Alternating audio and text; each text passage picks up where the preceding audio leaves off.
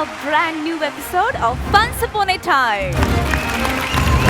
ഒറ്റയ്ക്ക് ഒരു വലിയ സദസ്സിനെ പൊട്ടിച്ചിരിപ്പിക്കാൻ കഴിവുള്ള ഒരുപാട് കലാകാരന്മാരുടെ രസകരമായ പ്രകടനങ്ങളാണ് ഫൺസ് അപ്പോൺ എ ടൈമിന്റെ പ്രത്യേകത.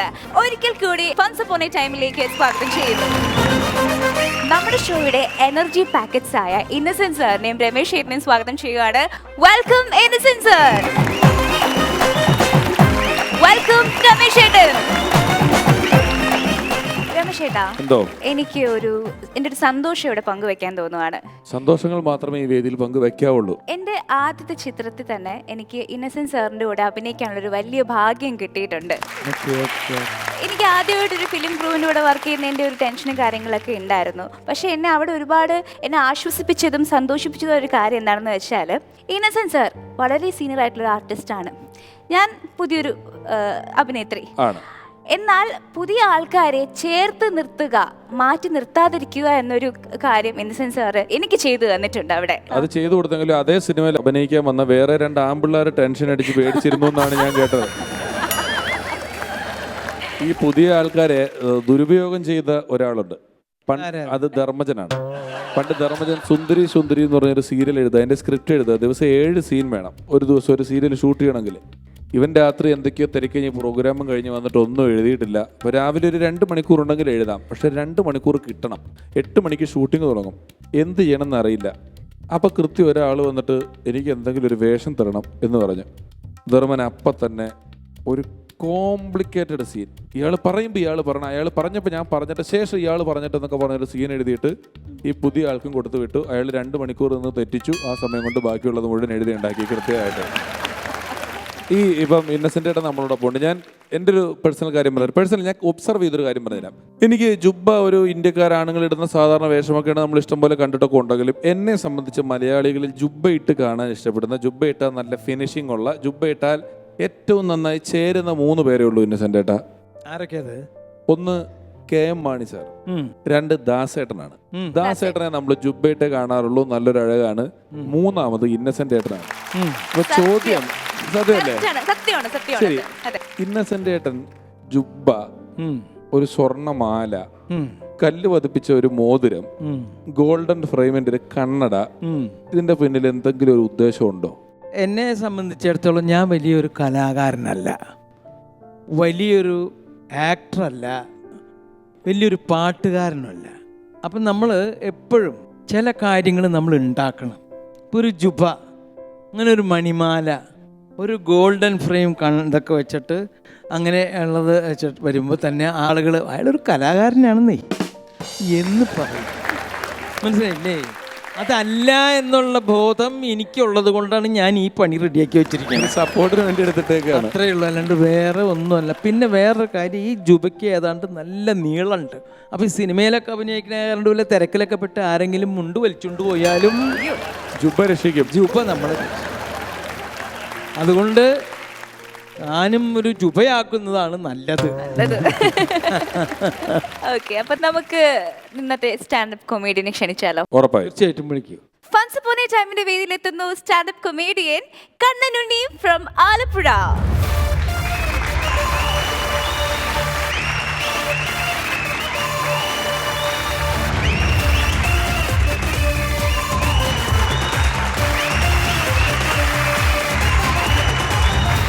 കണ്ണനുണ്ണി, സ്വാഗതം. സ്വാഗതം ഫൺസ് അപ്പോണിന്റെ വേദിയിലേക്ക് സ്വാഗതം. നല്ല പേരാട്ടോ. പക്ഷെ കണ്ണനുണ്ണീനെ കേൾക്കുമ്പോഴത്തേക്കും മനസ്സിൽ വരുന്നൊരു പാട്ട്, കണ്ണനുണ്ണിയാണേ കണ്ണനാണേ കൊച്ചു കൊമ്പനാണേ. ഇത് നമ്മുടെ ആനപ്പാട്ടായി പോയില്ലേ? ഞാൻ പ്രതീക്ഷിച്ചത് ഇപ്പോ വെണ്ണിലാവോ ചന്ദനമോ കണ്ണനുണ്ണി നിന്നഴകിൽ. അല്ലെ, ഇപ്പൊ ഇവര് രണ്ടുപേരും പാടി ഇന്നസെന്റ് ഏതെങ്കിലും ഒരു കണ്ണൻ പാട്ട് പെട്ടെന്ന് ഓർമ്മ വരുന്നുണ്ടോ? കണ്ണനെ കാൺമാതിനായല്ലോ പോകുന്നു തിണ്ണം പോയി ചെന്നിട്ട ദ്വാരകന്മാർ, മാതാവോടായിട്ടു ചൊല്ലി നിന്നിടിന മാതാവു താനതു കേട്ട നേരം. ഇത് പഴയ സിലബസിൽ 8ാം ക്ലാസ്സിലെ പദ്യമല്ലേ? 8ാം ക്ലാസ്സിലെ പദ്യം. ഞാൻ 8ാം ക്ലാസ് വരെ പഠിച്ചിട്ടുള്ളൂ, എനിക്കതല്ലേ അറിയുള്ളൂ. 8ാം ക്ലാസ്സിൽ 3rd ഇയർ വരെ പോയതല്ലേ, അപ്പം ഇന്നസെൻസ് അത് മറക്കില്ല. 8ാം ക്ലാസ്സിൽ പഠിച്ച പദ്യം ഇപ്പോഴും പാടി എന്നുള്ളതാണ്. ധൈര്യം ഉണ്ടെങ്കിൽ ഞാൻ 8ാം ക്ലാസ്സിൽ പഠിച്ചൊരു പദ്യം പാടൂ. കറുത്തിരുണ്ടങ്ങനെ വാനമെങ്ങും ചെറുത്തു ചെന്നെത്തിയ മേഘവൃന്ദം, നിർത്തൽ തേടാതതി വർഷമാദ്യം പുറത്തുകൂടാത്ത വിധം തുടങ്ങി. മഴയെക്കുറിച്ചുള്ള ഒരു പദ്യമായിരുന്നു. ഞാൻ പക്ഷേ 2ാം ക്ലാസ്സിൽ പഠിച്ചതാണ്. ഇതൊക്കെ പോട്ടെ, ഇയാൾ ഒരു പദ്യം ചൊല്ലിയെന്നാ. ഒരു പല പല നാളുകൾ ഞാനൊരു പുഴ പഴുക്കൂട്ടിലിറങ്ങി ഇരുളും വെട്ടവും അറിയാതെ അങ്ങനെ ഇരുന്ന് നാളുകൾ നീട്ടി അരളിച്ചെടുത്ത നിലതണ്ടിയിൽ അരിമക്കിങ്ങിണി പോലെ വീശും കാറ്റ് തിളക അങ്ങനെ വീഴത്തുമ്പ് നിന്നു.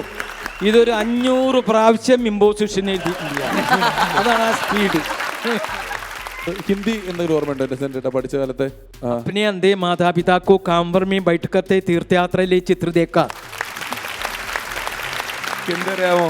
ठंडा हिमालय बता रहा है डरो न आंधी पानी में खड़े रहो तुम अविचल होकर सब संकट तूफान में. സാറേ ഒരു ഹിന്ദി പദ്യം ഞാൻ പാടാം. പാട്. ഭഗവാൻ തേരി മാതപിതാ ഹേ തുഹി മിത്ര ഓർ ഭ്രാതാ ഹേ. പുള്ളിക്കാണെങ്കിൽ ചെറിയ MS തൃപ്പൂണിത്തരനൊക്കെ അനുകരിക്കുന്ന മിമിക്രി. ഭഗവാൻ തേരി മാതപിതാഹേ, ഇത് അങ്ങനെ ഒരു സംഭവം കൂടെ ഉണ്ട്. ഓക്കെ കടനുണ്ടി, തുടങ്ങാം നമുക്ക്. Kannan, all the best. Thank you sir. നമസ്കാരമുണ്ട് എല്ലാവർക്കും. അപ്പോൾ ഈ നമസ്കാരം പറയുമ്പോൾ നിങ്ങൾ ഓർക്കും ഇപ്പോൾ ഇലക്ഷനൊക്കെ കഴിഞ്ഞേ ഉള്ളൂ, ഞാൻ ഇവിടുത്തെ സ്ഥാനാർത്ഥി വല്ലതും ആയിരുന്നു എന്ന് ഓർക്കരുത്. സ്ഥാനാർത്ഥിയൊന്നുമല്ല, ഇവിടെ വന്ന ഒരു മത്സരാർത്ഥി മാത്രമാണ്. എന്തൊരു വേനൽ ചൂട് ഭയങ്കരമായിട്ട് കൊടുമ്പിരി കൊണ്ടുകൊണ്ടിരിക്കുക. ഇങ്ങനെ പോയാൽ ഇവിടെ ചെന്ന് അവസാനിക്കുമെന്ന് യാതൊരു പിടിയുമില്ല. കഴിഞ്ഞൊരു മാസത്തെക്കുറിച്ച് നമ്മൾ പറയുകയാണെങ്കിൽ ഈ വേനൽ ചൂടിനൊപ്പം തന്നെ ഇലക്ഷൻ പ്രചരണവും സ്ഥാനാർത്ഥികളും പ്രകടന പത്രികയും ഒക്കെയായിട്ട് മറ്റൊരു ചൂടും കൂടെ നമ്മുടെ പുറകെ വന്നിരുന്നൊരു സമയമാണ്. അപ്പം സാറ് നമ്മുടെ ജനപ്രതിനിധിയായിട്ടൊക്കെ വന്ന ഒരാളാണ്. സാറിനറിയാം ഒരു സ്ഥാനാർത്ഥിക്ക് വേണ്ട 3 പ്രധാന ഗുണങ്ങൾ എന്തൊക്കെയാണെന്ന് ചോദിച്ചാൽ നമ്മുടെ കൂട്ടുകാർക്ക് എല്ലാവർക്കും അറിയാവുന്നതാണ് അല്ലേ? എന്താണ് നമ്മുടെ ഒരു സ്ഥാനാർത്ഥിക്ക് വേണ്ട പ്രധാനപ്പെട്ട 3 ഗുണങ്ങൾ? പറയട്ടെ, ഇന്നസെന്റ് പറയട്ടെ. സ്ഥാനാർത്ഥിയെ നിന്ന ആളല്ലേ? പ്രധാനപ്പെട്ട 3 ഗുണങ്ങൾ എനിക്കറിയുമെങ്കിൽ ഞാൻ 2ാമത്തെ പ്രാവശ്യം ജയിക്കില്ലേ? സാറേ ആദ്യമായിട്ട് ഒരു 70mm ചിരി.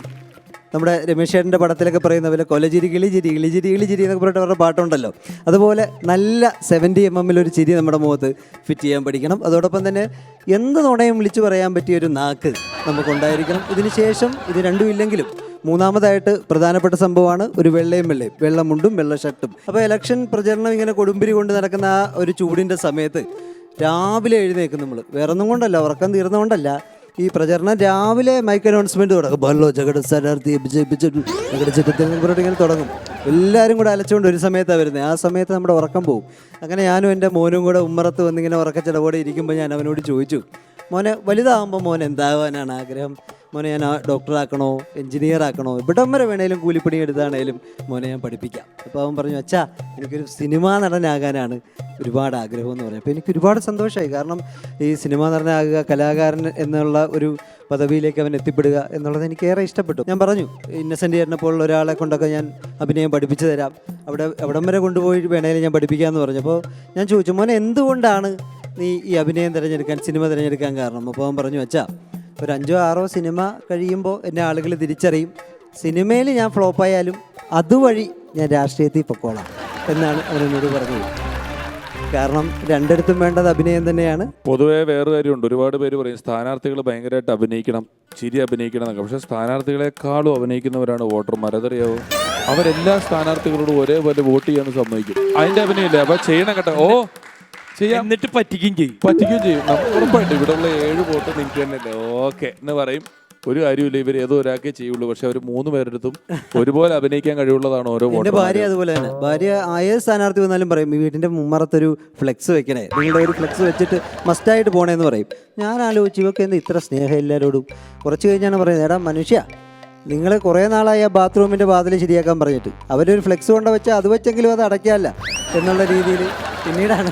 ഞങ്ങളുടെ ഒരു ചേച്ചി സ്ഥാനാർത്ഥിയാകാൻ വോട്ട് ചോദിക്കാൻ ഒരു 5-6 പേര് കൂടെയാണല്ലോ എപ്പോഴും വരുന്നത്. അവരെ കൊണ്ടൊക്കെ യൂട്യൂബ് ചാനൽ സബ്സ്ക്രൈബ് ചെയ്യിക്കുക. ലക്ഷം തീരാറാകുമ്പോഴത്തേക്കും നല്ല സബ്സ്ക്രിപ്ഷൻ ആവും അവർക്ക്.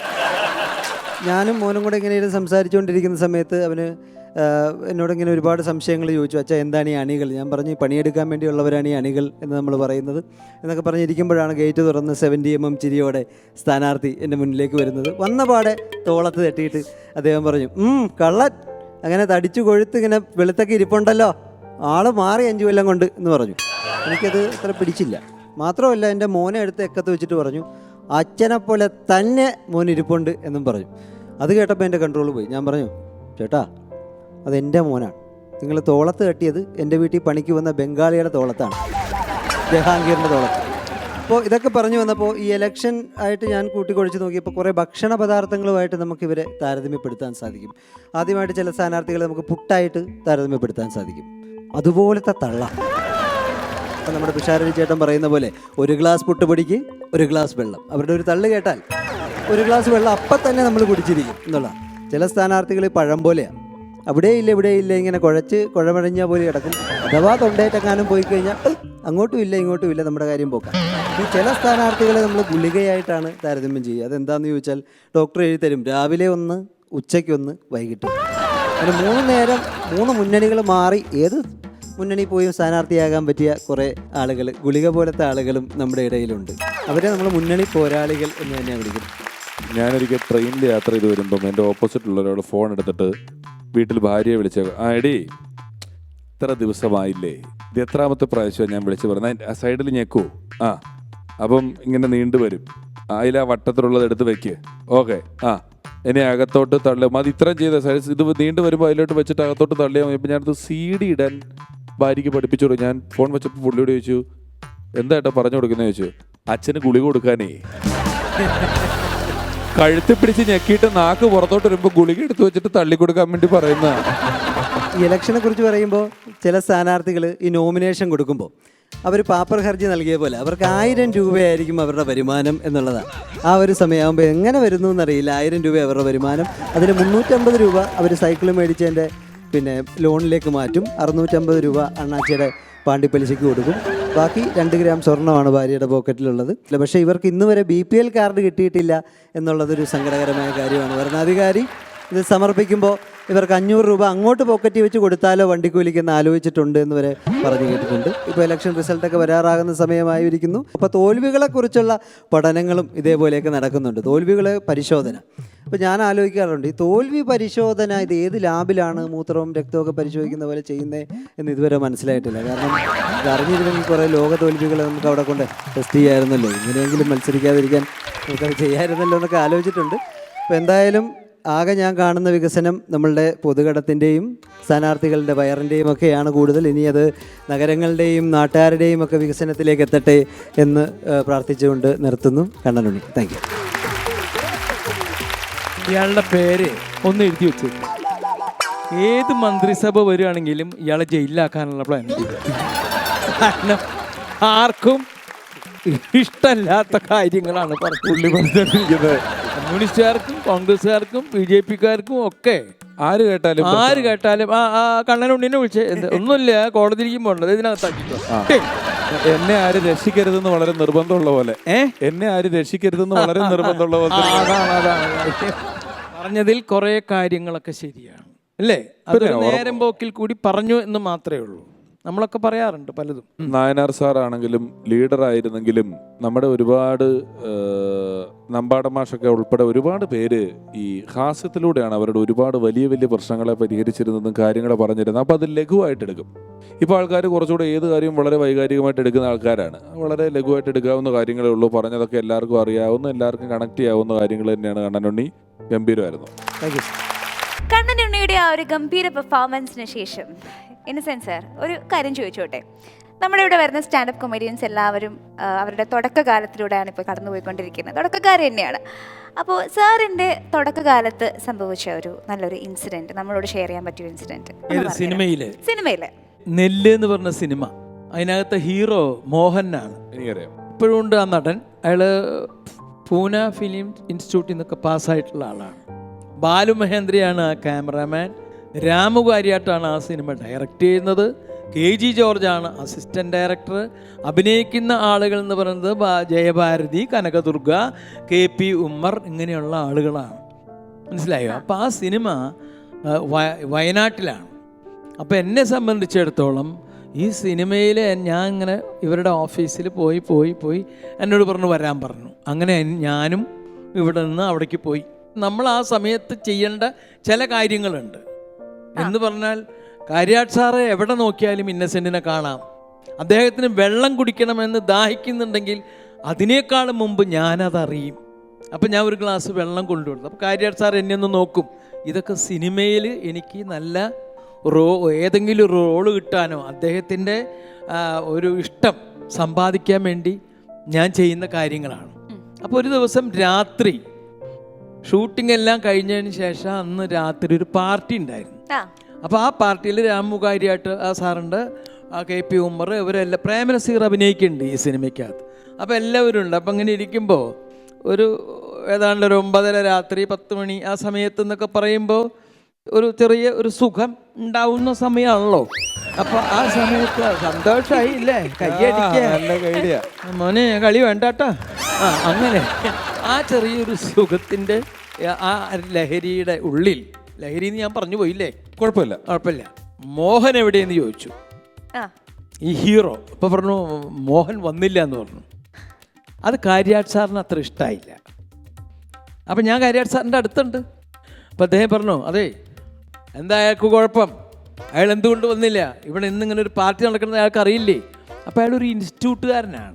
ആര്? മോഹൻ. എന്തായാലും പറഞ്ഞു എനിക്ക് പുല്ല, ഞാൻ വേണ്ടി വന്നാൽ ഈ പറഞ്ഞ മാരൻ്റെ കഥാപാത്രം, മാരനാണെന്ന് തോന്നുന്നു, ജയഭാരതിയുടെ ജോഡിയായിട്ട് അഭിനയിക്കുന്നത്, ഞാനത് ഇന്നസെന്റിനെ കൊണ്ട് ചെയ്യിക്കുന്നു പറഞ്ഞു. പൂന ഫിലിം ഇൻസ്റ്റിറ്റ്യൂട്ടുകാരനെ മാറ്റി ഇരിഞ്ഞാലക്കുടയിൽ നിന്നും വന്ന തനി അമച്ചർ നാടകത്തിൽ എങ്ങാണ്ടൊക്കെ ഏതോ റോളുകൾ ചെയ്ത എന്നെ ആ റോളിൽ എന്നെ ആക്കും എന്ന് ഇദ്ദേഹം പറഞ്ഞു. അറിയില്ല രാമുവിനെ, രാമു മനസ്സിലായില്ലേ. എനിക്ക് പിന്നെ നിൽക്കാൻ പറ്റില്ല അവിടെ, കാരണം തല ചുറ്റുന്നുണ്ടോ. അങ്ങനെ ഞാൻ ആകെ ഭയങ്കര പ്രശ്നമായി.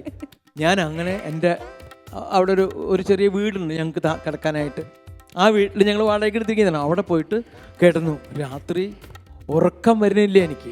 ആ കഥാപാത്രമായിട്ടൊന്ന് സങ്കല്പിച്ച് നോക്കിയായിരുന്നു. ആ കഥാപാത്രമായിട്ട് സങ്കല്പിച്ചിട്ട് കനകദുർഗ എന്ന് പറയുന്ന നടി മോഹനെ ഏറുമാടത്തിൽ ചെന്ന് ബലാത്സംഗം ചെയ്യുന്നുണ്ട്. അയ്യോ, ആ മോഹനാണ് ഡയാനെ ഞാൻ. മനസ്സിലായി. അപ്പം ഞാനാണെങ്കിൽ കല്യാണവും കഴിച്ചിട്ടില്ല, ഒന്നുമില്ല. മനസ്സിലായി. ചോദിക്കാനൊന്നും ആരുമില്ല, വീട്ടിൽ അമ്മയപ്പനൊക്കെ അല്ലേ ഉള്ളു. അപ്പം ഞാനിങ്ങനെ മനസ്സിൽ ഓർത്തു, ദൈവമേ അവർ വരും എന്നെ ബലാത്സംഗം ചെയ്യും, ലവ് ആണെങ്കിൽ ജയഭാരതിയായിട്ട് മറ്റേ കാട് കുളിരുണു, മനസ്സിലായില്ലേ ആ പാട്ട് അത് ഞാൻ ആകെ തകർന്ന് ഞാനിങ്ങനെ ഏറുമാടത്തിൽ കിടക്കുകയും ഈ കനകദുർഗ കോണി, ഈ ചെറിയ ചെറിയ പടികളാണ്, കോണിയല്ല, ആ മരത്തിൻ്റെ മുകളിൽ കയറി എന്നെ വന്ന് ആശ്ലേഷിക്കുന്ന വരെ എത്തി. പെട്ടെന്ന് ഉറുമ്പ് കടിച്ചു എൻ്റെ മേലൊക്കെ. നേരം വെളുത്തു, ഒന്ന് ഉറക്കം മുഴുവനും പോയി. അങ്ങനെ നേരം വെളുത്ത് ഞാൻ കാലത്ത് ചെന്നൊരു 8-8:30 ആയപ്പോൾ ഷൂട്ടിങ്ങിൻ്റെ അവിടെ ചെന്നു. അപ്പോൾ എനിക്കറിയാലോ, അദ്ദേഹം പറഞ്ഞതാണ് മല്ലൻ എന്ന് പറഞ്ഞ കഥാപാത്രത്തിനെ മാറ്റി ഇന്നസെന്റിനെ കൊണ്ട് ഞാൻ ആ റോൾ ചെയ്യിപ്പിക്കുന്നു പറഞ്ഞാൽ. അപ്പം ഞാൻ കാര്യാട്ട് സാറ് കാണാൻ വേണ്ടിയിട്ട് എന്നെ ഒന്നും കൂടി കാണണ്ടേ, അതിന് വേണ്ടിയിട്ട് ഞാൻ അങ്ങനെ മുന്നിലേക്ക് വന്നു നിന്നു. അപ്പോൾ അദ്ദേഹം എന്നെ ഇങ്ങനെ നോക്കി. പിന്നെ അങ്ങോട്ട് അദ്ദേഹം വേറൊരു സ്ഥലത്തേക്ക് നോക്കിയപ്പോൾ അവിടെയും ഞാൻ വന്ന് നിന്നു. അത് കഴിഞ്ഞപ്പോൾ അയാൾ വേറൊരു സ്ഥലത്തേക്ക് നോക്കി. അപ്പം ഞാൻ അവിടെയും മുന്നിൽ ഞാൻ വന്ന് നിന്നിട്ട് കുറേ നേരമായാലോ മുന്നിൽ വന്ന് നിൽക്കണേ, മാറിക്കണോ. അപ്പൊ ഇന്നലെ രാത്രി പറഞ്ഞതോ, ഇന്നലെ രാത്രി എന്താ പറഞ്ഞേ, കാട് കുളിരിനും ആനമിരുളിനും മാറിനൊരു പിടി ചൂടുണ്ടോ എന്നൊക്കെ ഉള്ള പാട്ടുകൾ മനസ്സിൽ കൊണ്ട് നടന്ന ഞാൻ, പിന്നെ ഞാൻ അന്ന് നിങ്ങളൊന്ന് ആലോചിച്ച് നോക്കണം, മല്ലനായി അഭിനയിക്കാൻ വന്ന ഞാൻ എല്ലനായി ഞാൻ തിരിച്ചു പോന്നു. ഇന്നിപ്പോൾ അതിൻ്റെ കാര്യം ആലോചിക്കുമ്പോൾ ഭയങ്കര രസമല്ലേ. ആ ഏറുമാടത്തിന്റെ മുകളിലേക്ക് കനകദുർഗ വരുന്നത് നമുക്ക് വെറുതെ ആണെങ്കിലും ഒരു പ്രതീക്ഷ തരുന്ന കിട്ടിയല്ലോ. കാര്യങ്ങളൊക്കെ ഇല്ലേ. ഇത് ഞാൻ എൻ്റെ വീട്ടിൽ പറഞ്ഞു, ഞാൻ എൻ്റെ വൈഫിൻ്റെ അടുക്ക അവള് പറഞ്ഞു പാകം അങ്ങനെയുള്ള കാര്യങ്ങളല്ലേ നിങ്ങൾ ആലോചിക്കണേന്ന്, കലയല്ലല്ലോ എന്ന്. മനസ്സിലായില്ലേ? അവൾക്കറിയില്ലല്ലോ, കലയാണല്ലോ. എനിക്ക് കലയാണ്. ഡയാന മാത്രമേ തെറ്റിദ്ധരിച്ചിട്ടുള്ളൂ, നമ്മുടെ മനസ്സിൽ കല മാത്രമേ ഉള്ളൂ. ചെറിയ ഗ്യാപ്പ് തന്നെ ചേട്ടാ. ഒരുപാട് സന്തോഷമുണ്ട്, കാരണം ചേട്ടൻ പറഞ്ഞുകൊണ്ടാണ് എനിക്കിവിടെ ഈ അവസരം കിട്ടിയേട്ടാ. എല്ലാ കാര്യം ഞാൻ തന്നെ നോക്കണത്. അപ്പൊ ഇനി ഈ ഒരു ജ്യൂസ് കുടിച്ചിട്ട് ചേട്ടനെ തുടങ്ങിയാൽ മതി. ആയിക്കോട്ടെ, താങ്ക് യു. അല്ല, ഇതിൽ മധുരട്ടുണ്ട്. മധുരം കുറവാ. താൻ എവിടെ വെച്ചേ? മധുരം കുറവാ. താൻ ഇത് കുടിച്ചിട്ട് പറയാ ഇനി എന്നോട് കുടിക്കാൻ. മധുരം കുറവ് ചേട്ടൻ കുടിച്ചു നോക്കാൻ പറഞ്ഞില്ലേ? എടോ, താൻ കുടിച്ചില്ലേ? ആ, ഇനി ഞാൻ എങ്ങനെ കുടിക്കും ആ ഗ്ലാസ്സിൽ? എങ്ങനെ കുടിക്കണം? എൻ്റെ ഇത് കണ്ട എങ്ങനെയാലും ആ ഇപ്പൊ ഇതിലും കുടിച്ചു ഇങ്ങനെയും കുടിച്ചു അല്ലേ? 2 സ്ഥലത്തും കുടിച്ചു. ഇനി എനിക്ക് വേണ്ട. എന്റെ ചേട്ട് തൊട്ട് നോക്കിയാൽ മണത്ത് നോക്കിയാൽ മധുരം ഉണ്ടെന്ന് അറിയാൻ പറ്റുമോ? കുടിച്ചു തന്നെ നോക്കണ്ടേ? എന്താ ഈ പറയണേ? ഒരാൾ കുടിച്ച ഗ്ലാസ്സിൽ എങ്ങനെയാണ് രണ്ടാമതൊരാൾ കുടിക്കുന്നത്? അങ്ങനെ പറയണ? അങ്ങനെയാ പറയാ. എന്റെ ചേട്ടൻ ഞങ്ങൾ 5-8 പേര് കൂടി ഒരു ഫുള്ള് ഒരു ഗ്ലാസ്സിലല്ല എല്ലാവരും കൂടി അടിച്ചു തീർക്കണത്. ഒരു കുഴപ്പമില്ല. 5-8 പേര് കൂടി ഒരു ഫുള്ള് അടിച്ചു തീർക്കും ഒരു ഗ്ലാസ്സിൽ. ആണോ? ആ എന്ത് ബ്രാൻഡി കൊള്ളുന്ന? താൻ കുടിച്ച ഗ്ലാസ്സിൽ ഞാൻ എങ്ങനെയാടോ കുടിക്കുക? ഞാൻ കുടിച്ചിരുന്നത് എന്താ കുഴപ്പം? ഞാനത് കണ്ടുപോയില്ലേ? ഓഹോ, അപ്പൊ കണ്ടതാണ് പ്രശ്നം അല്ലേ? ആ കണ്ടില്ലേ കുഴപ്പമില്ല. ആ കണ്ടില്ലേ കുഴപ്പമില്ല. നീ ഇത് കുടിക്ക്. ആ ഇപ്പൊ കുഴപ്പമില്ല അല്ലേ? ഇപ്പൊ കുഴപ്പമില്ല. ഞാൻ ഇങ്ങോട്ട് വന്ന വഴിക്ക് ആ വളവിൽ നിന്ന് കുടിച്ചിട്ടാ വന്നത്. അറിയോ എന്റെ പൊന്നു, ഓരോരുത്തരുടെ ശീലങ്ങളെ. എവിടുന്ന് വരുന്നത് പറഞ്ഞു വിടാൻ പറ്റില്ല. ചേട്ടൻ തന്നെയല്ലേ ഇവിടെ നിർത്താൻ പറഞ്ഞത്? അങ്ങനെ എനിക്ക് പറ്റാറുണ്ട്. അപ്പോൾ ഇന്നസെന്റ് സാർ പറഞ്ഞ പോലെ നമ്മുടെ ലൈഫിൽ നമ്മൾ ഡിസപ്പോയിന്റ് ചെയ്യുന്ന ഒരുപാട് കാര്യങ്ങൾ സംഭവിച്ചു എന്ന് വരാം. പക്ഷെ അതിനെയൊക്കെ ലൈറ്റ് ആയിട്ട് എടുക്കുക. ഒരു പക്ഷേ വർഷങ്ങൾക്കിപ്പുറം നമ്മൾ അതൊക്കെ ഓർത്ത് ചിരിക്കുന്നുണ്ടായിരിക്കും. So take life in a very positive way. Think positive things, stay happy and stay beautiful.